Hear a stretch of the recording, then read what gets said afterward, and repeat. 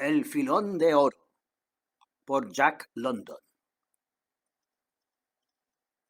Era el corazón verde del cañón, donde las paredes se alejaban del plano rígido y aliviaban sus severas líneas, formando un pequeño rincón cubierto y llenándolo hasta el borde de dulzura, redondez y suavidad.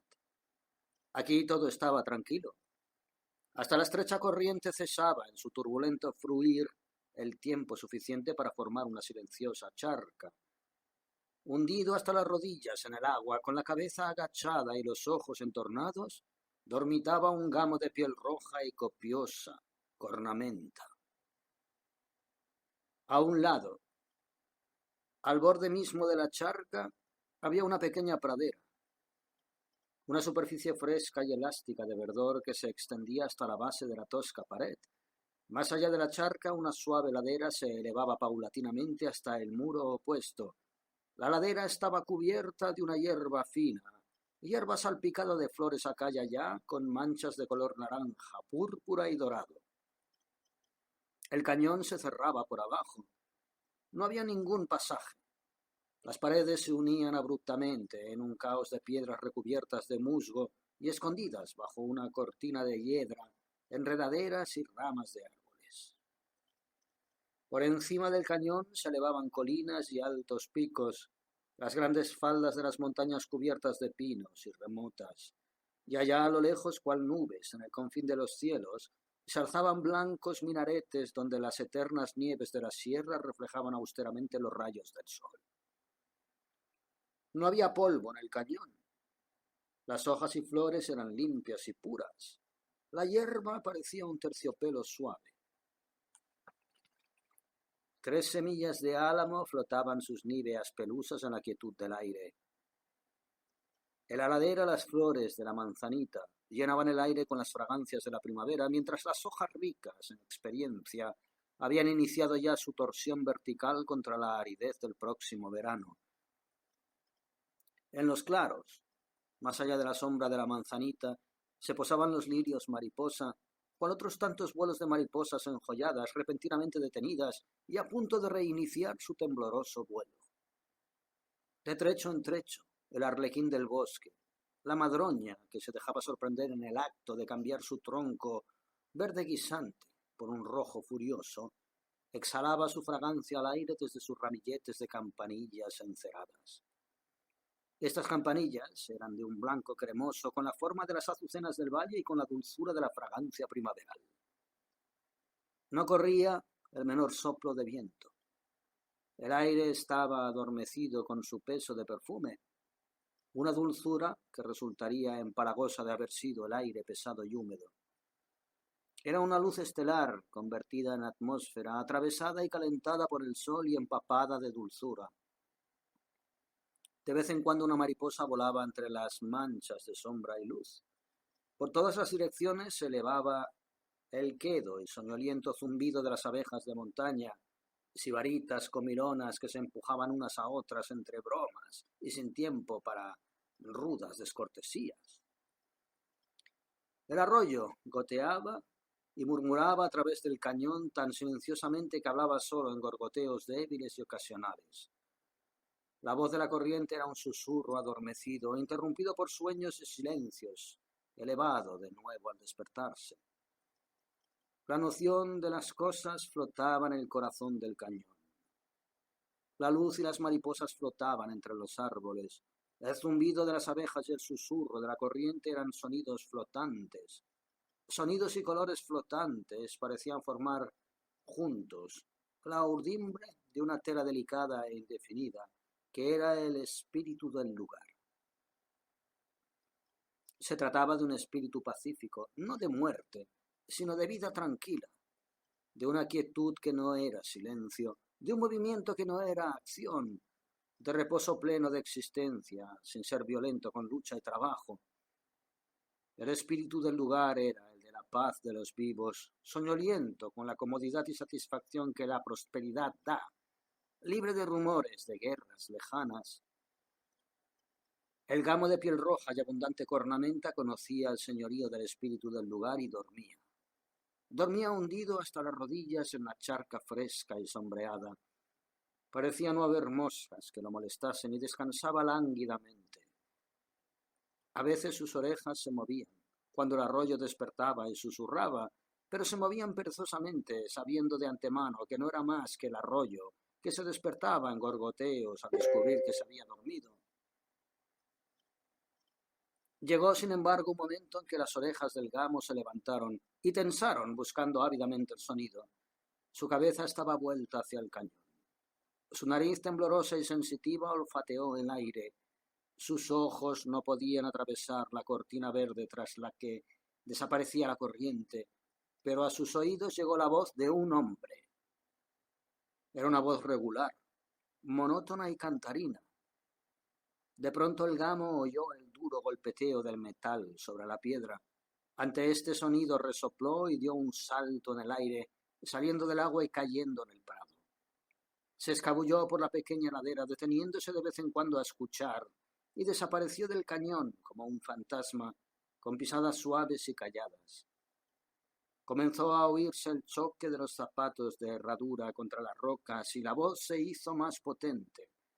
Se elevó en una especie de cántico y al acercarse se pudieron distinguir las palabras: date la vuelta y vuelve la cara hacia las dulces colinas de gracia, a las fuerzas del pecado estás despreciando. Mira a tu alrededor, arroja tus pecados al suelo, te encontrarás con el Señor por la mañana. El ruido del ascenso acompañaba la canción y el espíritu del lugar huyó tras las pezuñas del gamo rojo. La cortina verde se partió en dos y un hombre se asomó a la pradera, la charca y la colina. Era un hombre prudente. Abarcó la escena de una sola mirada y luego recorrió con la vieja vista los detalles para verificar su impresión general. Entonces, y no antes, abrió la boca en una aprobación vívida y solemne. ¡Sapos y culebras del infierno! ¡Mira esto! Madera y agua y hierba y una ladera. Las delicias de un cazador y el paraíso de un cayuse. Verdor fresco para los ojos cansados, laderas rosadas para personas pálidas, una pradera secreta para buscadores de oro y un lugar de descanso para burros fatigados. Era un hombre de tez arenosa, cuyos rasgos faciales más destacados parecían ser el humor y la cordialidad. Tenía un rostro movido que cambiaba rápidamente con los pensamientos internos y la cavilación. El pensamiento era en él un proceso visible. Las ideas le cruzaban por la cara como un soplo de viento por la superficie de un lago. Su pelo escaso y descuidado era tan indefinido y sin color como su tez.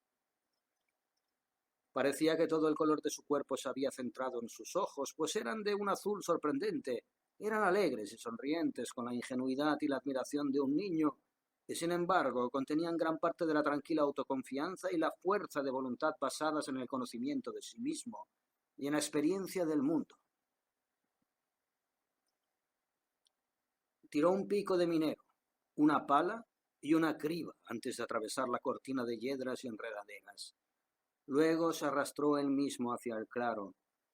Iba vestido con un mono descolorido y una camisa negra de algodón, botas cerradas en los pies y en la cabeza un sombrero cuyas deformaciones y manchas denunciaban el duro trato del viento, la lluvia, el sol y el humo de los campamentos. Se irguió, contemplando con los ojos muy abiertos el misterio del paisaje e inhalando sensualmente el dulce y cálido aliento del jardín del cañón a través de su nariz. Su nariz, dilatada y temblorosa de placer. Sus ojos se entornaron en risueños resquicios azules, la cara se arrugó de gozo y la boca sonrió al gritar en voz alta: ¡por todos los ángeles del cielo! ¡Pero qué bien huele! Para que hablen luego de jardines de rosas y fábricas de colonia, no saben lo que dicen. Tenía la costumbre de hablar a solas. Las rápidas y variadas expresiones de su cara traslucían cada pensamiento y cavilación, pero la lengua le seguía a la fuerza como un segundo Boswell. El hombre se tendió a la orilla de la charca y bebió profunda y largamente de su agua. «A mí me sabe bien», murmuró, levantando la cabeza y contemplando la ladera mientras se limpiaba la boca con el revés de la mano. La ladera atrajo su atención. Todavía tumbado de bruces, estudió su estructura larga y cuidadosamente. Era un ojo experto el que recorrió la inclinación hasta la pared del cañón y bajó de nuevo al borde de la charca. Se levantó rápidamente y brindó a la ladera una segunda observación. «Me parece buena», concluyó, recogiendo su pico, pala y criba. Cruzó el arroyo más abajo de la charca, saltando ágilmente de piedra en piedra. Allí donde la ladera tocaba el agua, sacó una palada de tierra y la echó en la criba. Se agachó, sujetando la criba entre las manos y la sumergió parcialmente en el agua. Luego le dio la criba un diestro movimiento circular que removía el agua fuera y dentro, atravesando tierra y gravilla. Las partículas más grandes y ligeras subían a la superficie y con un hábil movimiento inclinado las vertía por el borde. De vez en cuando, para acelerar la tarea, reposaba la criba en el suelo y sacaba las chinas más grandes y los trozos de piedra con los dedos. El contenido de la criba disminuyó rápidamente hasta que solo quedó tierra firme y la gravilla más menuda. En ese momento empezó a trabajar concienzudamente y cuidadosamente. Era un lavado fino, cada vez más delicado, con un agudo escrutinio y un toque sutil y fastidioso. Al fin, la criba parecía haberse vaciado de todo menos del agua, pero con un movimiento rápido y semicircular que envió volando al agua contra la orilla del arroyo, descubrió una capa de arena negra en el fondo de la criba. Tan fina era la capa que parecía una pincelada de pintura. La examinó de cerca. En medio había una partícula dorada. Echó un poco de agua por el borde de la criba.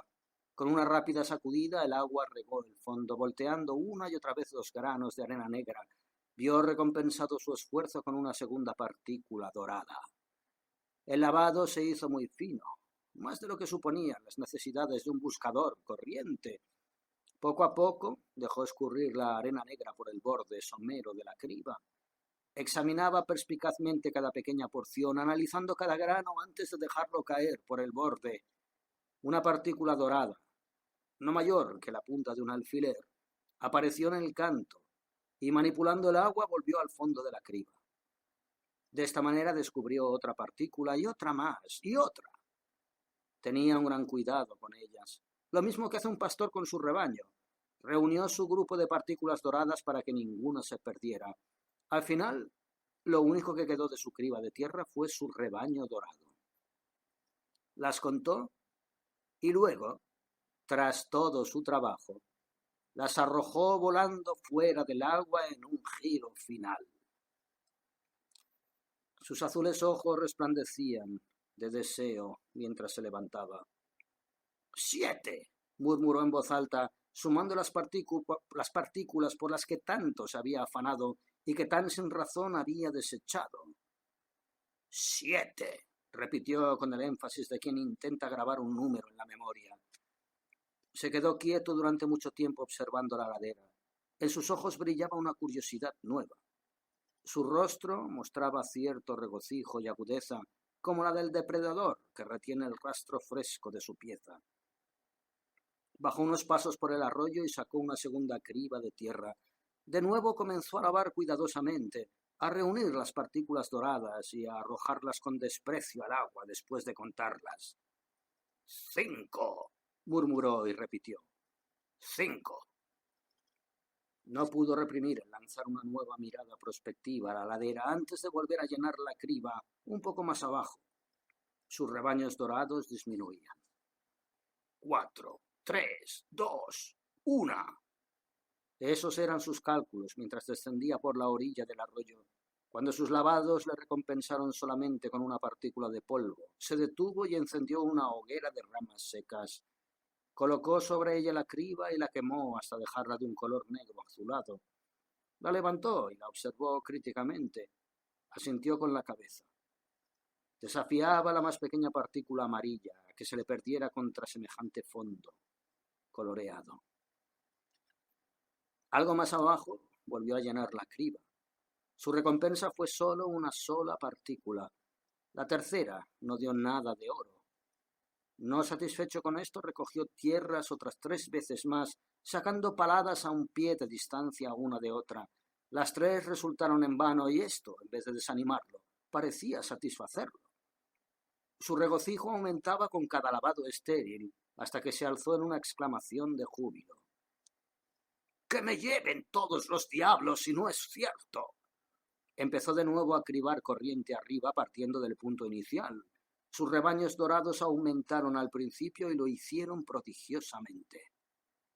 14, 18, 21, 26. Corrían los cálculos por su mente. Justo por encima de la charca dio con la criba más rica. 35.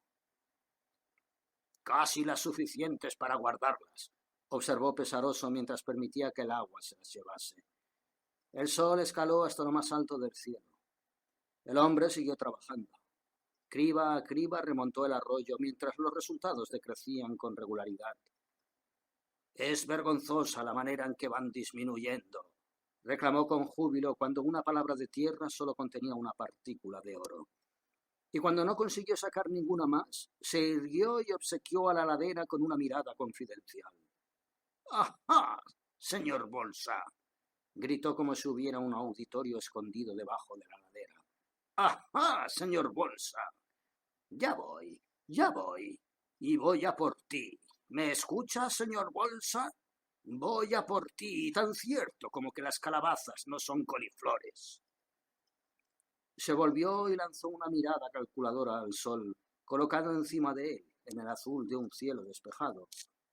Luego, descendiendo por el cañón, siguiendo la fila de agujeros que había cavado al llenar las cribas, cruzó la corriente más abajo de la charca y desapareció tras la cortina verde. Poca oportunidad le quedaba ya al espíritu del lugar para volver a su quietud, pues la voz del hombre, elevada en una canción sincopada, se hizo dueña del cañón. Al rato volvió resonando más fuerte el herraje de sus zapatos contra las piedras. La cortina verde se agitó violentamente, se balanceaba en una lucha agónica. Hubo un gran estruendo y ruidos metálicos. La voz del hombre subió de tono y se tornó aguda e imperativa. Un gran cuerpo interrumpió jadeante. Tras unos chasquidos y desgajes, un caballo atravesó la cortina entre una ducha de hojas. En el lomo llevaba un fardo del que colgaban hiedras y enredaderas rotas. El animal contempló con admiración el paisaje al que le habían empujado. Bajó su cabeza a la hierba y se puso a pastar con satisfacción. Otro caballo surgió a la vista tropezando en las rocas cubiertas de musgo y recuperando el equilibrio cuando sus cascos se hundieron en la blanda pradera. Iba sin jinete, aunque llevaba una silla de montar mexicana marcada y descolorida por el prolongado uso. El hombre llegó el último. Descargó el fardo y quitó la silla de montar, al tiempo que buscaba con la vista un lugar donde acampar. Luego soltó a los animales para que pastasen. Desempaquetó la comida y sacó la sartén y la cafetera. Recogió un brazado de leña seca y con unas cuantas piedras preparó un hogar para la lumbre. ¡Dios!, exclamó. ¡Vaya apetito que tengo! Me comería trozos de hierro y clavos de herraduras y hasta pediría una segunda ración. Se estiró mientras buscaba las cerillas en los bolsillos del mono. Sus ojos recorrieron la charca en dirección a la ladera. Los dedos asieron la caja de cerillas, pero se relajaron y la mano salió vacía. El hombre vaciló de manera visible. Observó los preparativos para comer y volvió la vista hacia la ladera. «Voy a darle otra vuelta», concluyó mientras empezaba a cruzar la corriente. «No tiene sentido, lo sé», murmuró a modo de disculpa. «Mas si espero otra hora para comer, no creo hacer daño a nadie». Inició una segunda serie de hoyos a unos cuantos pies por detrás de la primera. El sol descendía por el oeste del cielo. Las sombras se alargaban, pero el hombre seguía trabajando.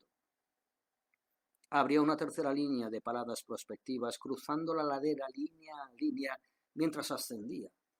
Las cribas más ricas las obtenía en el centro de cada fila. Al subir por la ladera, las líneas se cortaban.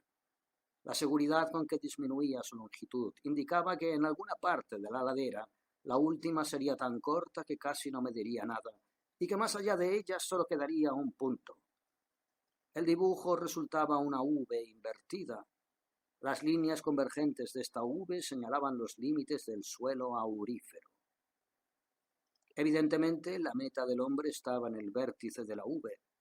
Recorrió varias veces con la vista las líneas convergentes y la ladera en un intento por localizar el vértice y el punto en el que podía cesar el suelo aurífero.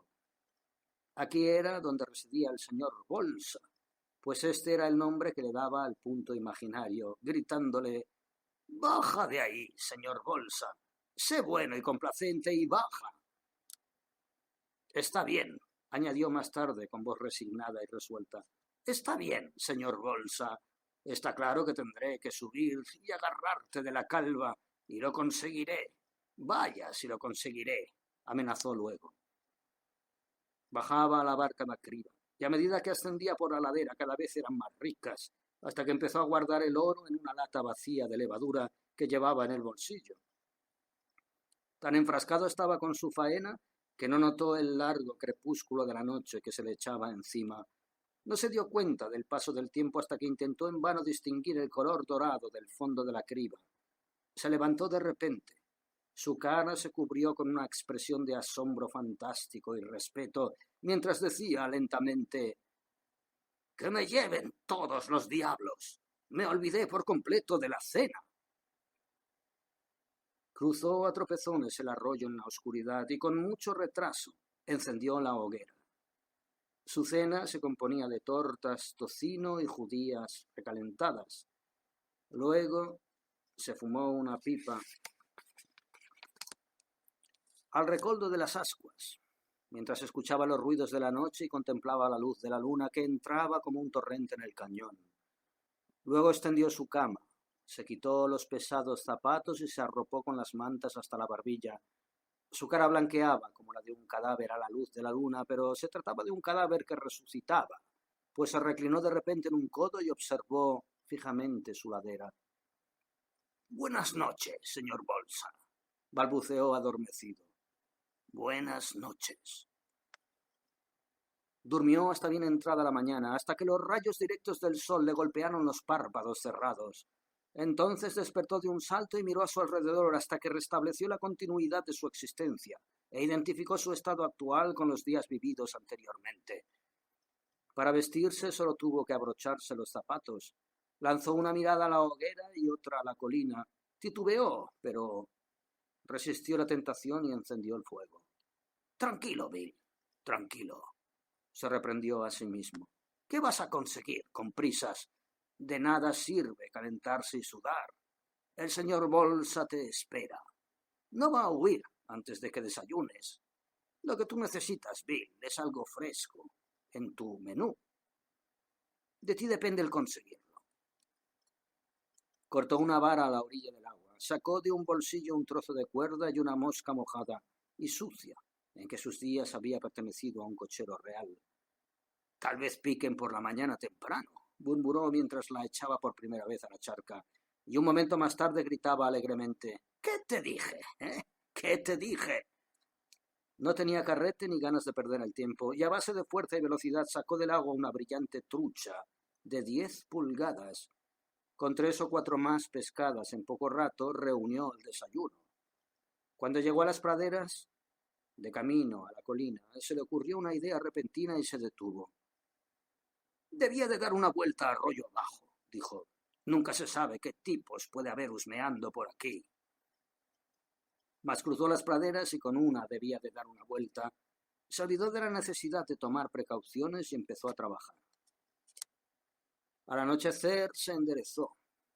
Tenía la espalda rígida de trabajar encorvado y al ponerse la mano en ella para aliviar los músculos doloridos, dijo: «¿Qué te parece? Otra vez me olvidé de la cena. Como no tenga más cuidado, me voy a convertir en un maniático de 2 comidas al día». «Bolsa es la cosa más condenada que jamás haya visto para despistar a un hombre», se dijo esa noche mientras se metía entre las mantas. No se olvidó de gritarle a la ladera: «Buenas noches, señor Bolsa. Buenas noches». Se levantó con el sol. y tras tomar un desayuno precipitado se puso a trabajar temprano. Parecía haberse apoderado de él cierta fiebre, y la riqueza cada vez mayor de las cribas no la calmaban. Sus mejillas mostraban un rubor distinto del que produce el calor del sol, y se olvidaba del cansancio y del paso del tiempo.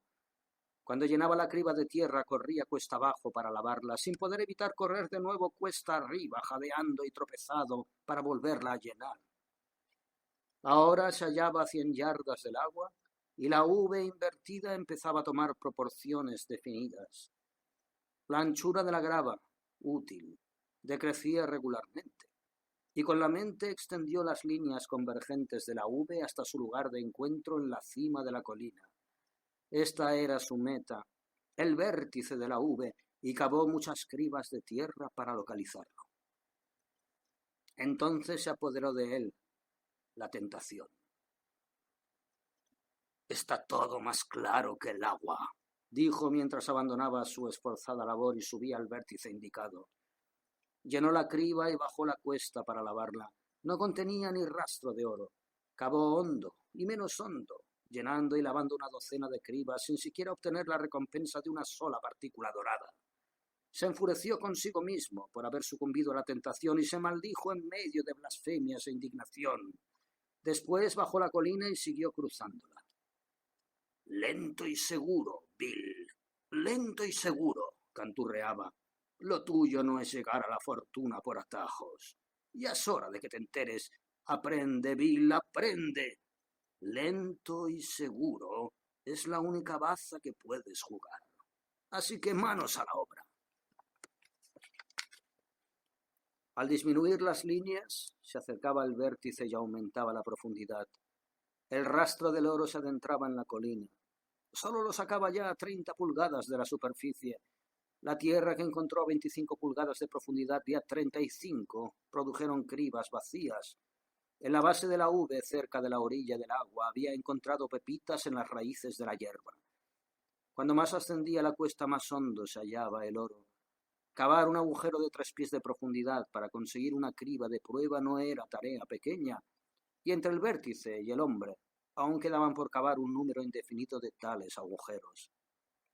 «Y quién sabe hasta dónde se hundirá», suspiró en un corto descanso, mientras se frotaba con los dedos la dolorida espalda. Con un deseo febril, con la espalda dolorida, los músculos rígidos, excavando y destrozando la blanda tierra marrón con el pico y la pala, el hombre se afanaba cuesta arriba. Ante él se alzaba la suave ladera salpicada de flores y dulces fragancias. Tras él quedaba la destrucción. Parecía como si a la suave piel de la colina le hubiera salido una terrible erupción. Avanzaba al paso lento de una babosa, manchando la belleza con el monstruoso sendero. A pesar de hundirse el rastro del oro y aumentar el trabajo del hombre, éste se consolaba con la riqueza creciente de las cribas. 20 centavos, 30, 50, 60, y al anochecer la última criba le proporcionó el valor de $1 de oro en polvo en una sola palada. «Apuesto a que algún tipo intrigante aparece por mi pradera metiendo las narices donde no le importa», murmuró soñoliento esa noche al taparse con las mantas hasta la barbilla. De repente se sentó. «Bill, escucha, Bill», gritó. «¿Me oyes? De ti depende que mañana por la mañana husmee por ahí y veas lo que hay, ¿me entiendes? Mañana por la mañana, no lo olvides». Bostezó y lanzó un vistazo a la ladera. «Buenas noches, señor Bolsa», le dijo.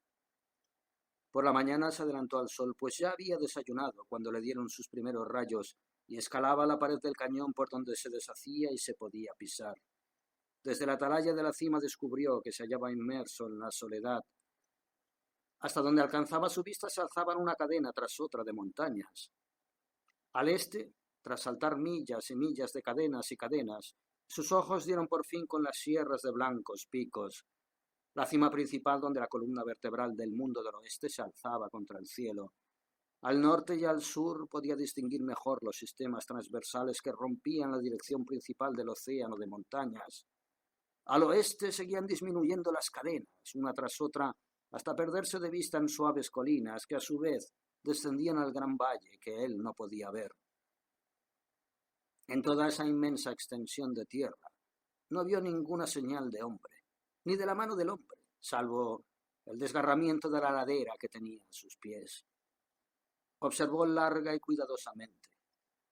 Una vez, a lo lejos de su cañón, creyó distinguir en el aire una tenue insinuación de humo. Miró de nuevo y decidió que era la bruma púrpura de las colinas, oscurecida por una circunvalación de la pared del cañón que tenía a su espalda. Tú, señor Bolsa! —le gritó al cañón. —Sal de donde estés. Voy a por ti, ya voy. Sus pesadas botas le daban un aspecto de torpeza, pero bajo las vertiginosas alturas tan ligero y airoso como una cabra montesa. Una piedra se balanceó bajo su pie en el borde del precipicio, pero no se desconcertó.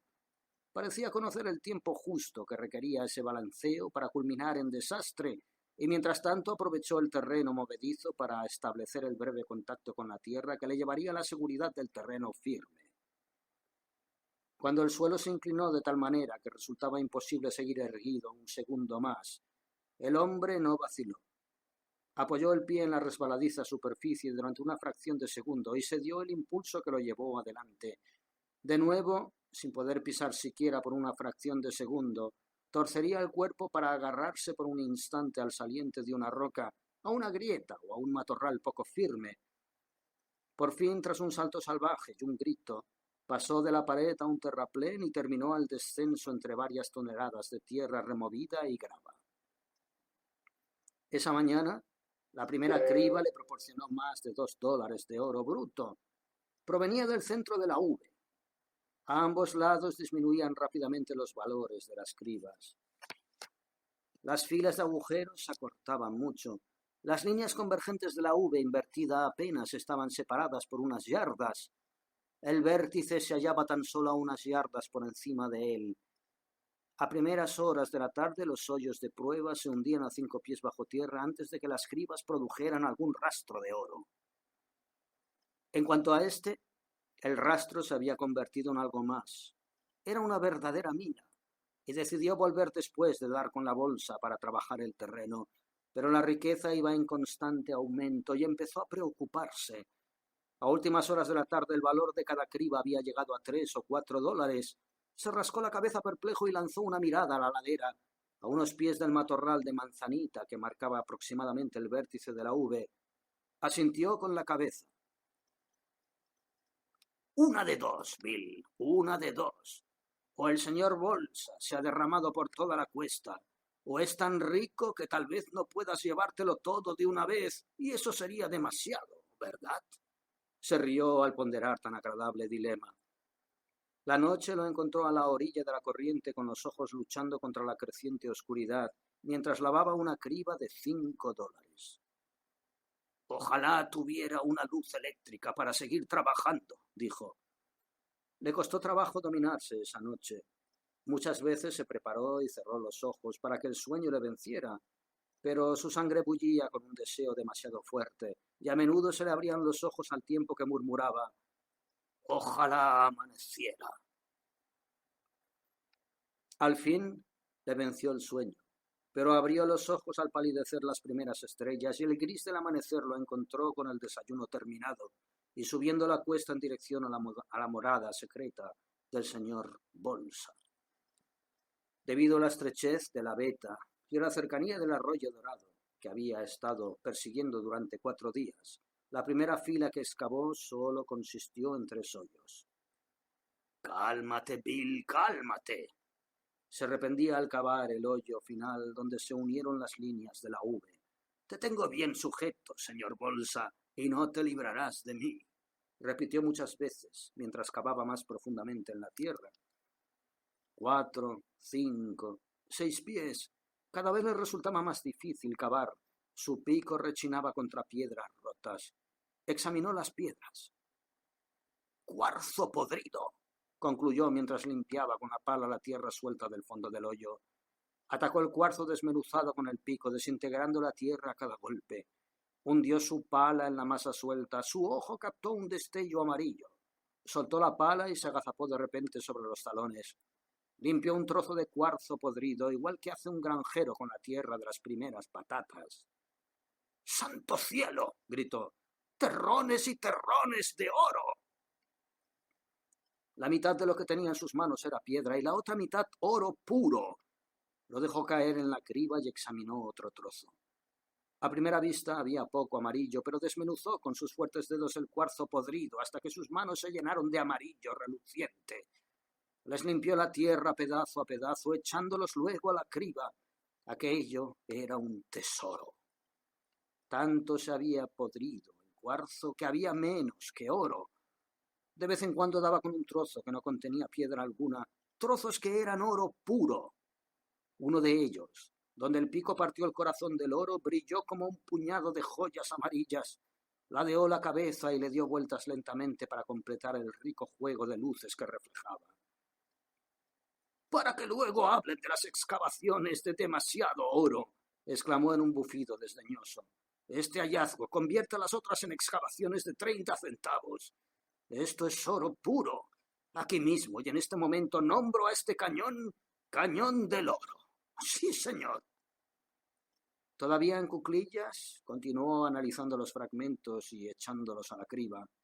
De pronto le vino una premonición de peligro.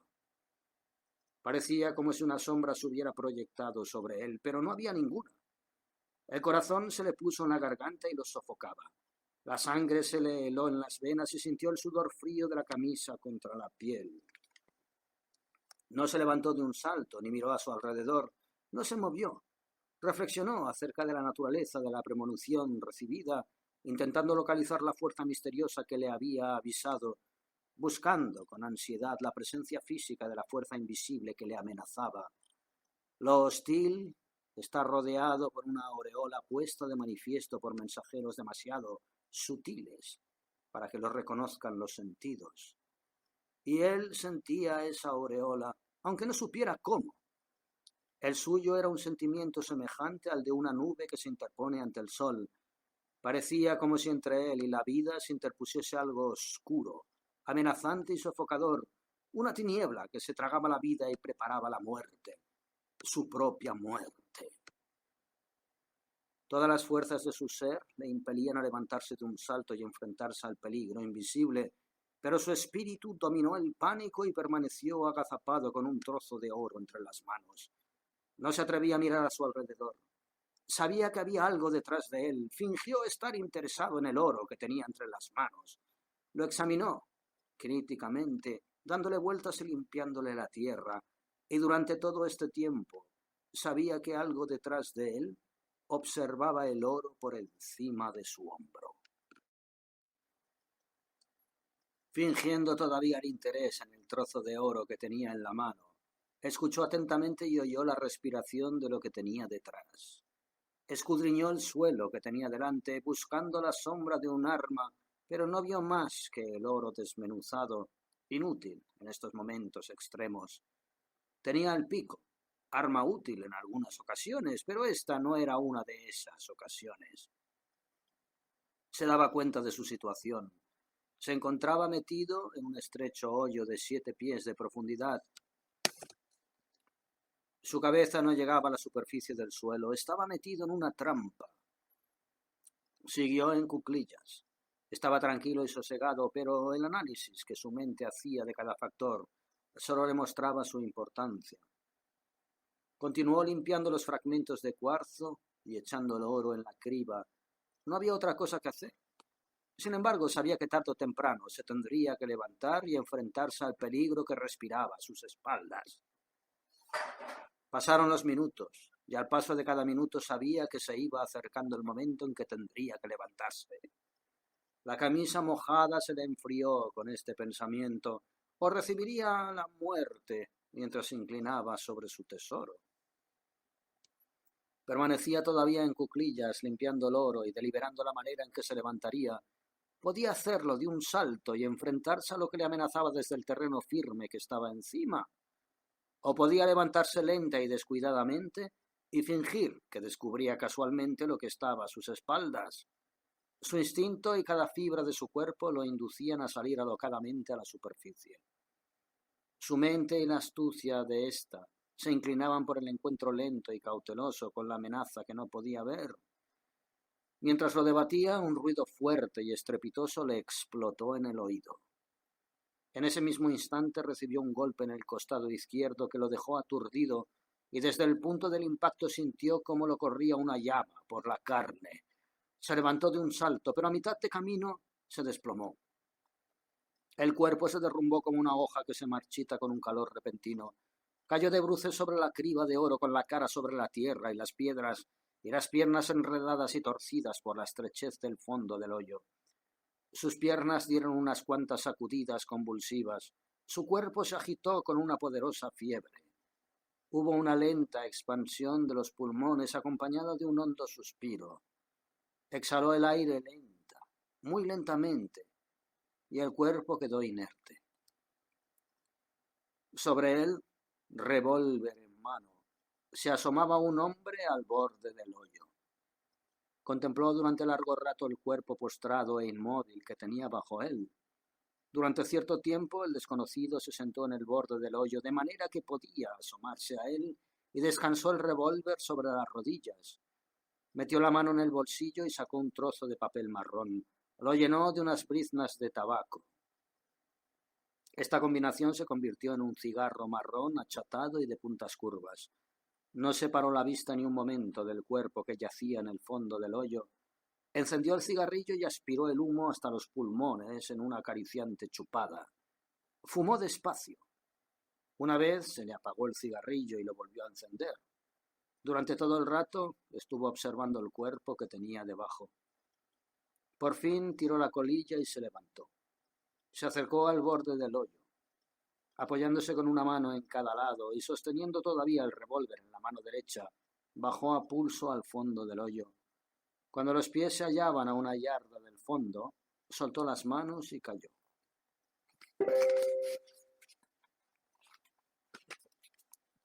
En el instante en que sus pies tocaron el fondo, vio extenderse el brazo del minero y sintió en las piernas una sacudida rápida y brusca que le derribó. En el salto la mano del revólver estaba por encima de su cabeza. El revólver bajó con la misma velocidad que la sacudida de las piernas. Apretó el gatillo mientras se tambaleaba. La explosión fue ensordecedora en un espacio tan reducido. El humo llenó el hoyo y le impidió ver nada. Cayó de espaldas al fondo y el cuerpo del minero se abalanzó sobre él como un gato. Al pasar por encima de él, el extraño dobló el brazo derecho para disparar y en ese instante el minero le dio un codazo en la muñeca. El cañón apuntó hacia arriba y la bala se incrustó en la tierra de la pared del hoyo. Un instante más tarde, el desconocido sintió la mano del minero apretándole la muñeca. La lucha era ahora por el revólver. Cada uno de los hombres pugnaba por dirigirlo al cuerpo del contrario. El humo del hoyo se aclaraba. El extraño, tumbado de espaldas, comenzaba a ver borrosamente, pero de repente le cegó un puñado de tierra que su adversario le arrojó deliberadamente a los ojos. En ese momento de sorpresa, se olvidó del revólver, y al momento siguiente sintió un estallido de oscuridad que descendía sobre su mente, y en medio de la oscuridad, hasta esta misma cesó. Pero el minero siguió disparando el revólver hasta vaciarlo. Luego lo lanzó lejos de sí y, respirando con dificultad, se sentó en las piernas del muerto. El minero sollozaba y se esforzaba por respirar. «¡Maldito cerdo!», jadeó. «Acampa en mi camino y me deja hacer todo el trabajo para dispararme luego por la espalda». Estaba medio llorando de rabia y cansancio. Observó la cara del muerto. Estaba salpicada de tierra y grava suelta y resultaba difícil distinguir las facciones. «Nunca en mi vida lo he visto», dijo el minero al concluir su examen. «Tan solo un ladrón vulgar y corriente. Maldita sea, y me disparó por la espalda. ¡Me disparó por la espalda!». Se desabrochó la camisa y se palpó el costado izquierdo por atrás y por delante. «Me atravesó limpiamente sin hacerme ningún daño», exclamó con júbilo. «Apuesto a que apuntó bien, pero se le movió el revólver al apretar el gatillo. Maldito. Pero ya lo he arreglado. Vaya si lo he arreglado». Sus dedos reconocieron la herida del costado y por su cara pasó una sombra de reproche. «Me voy a quedar rígido», dijo, «y de mí depende poner remedio y salir de aquí».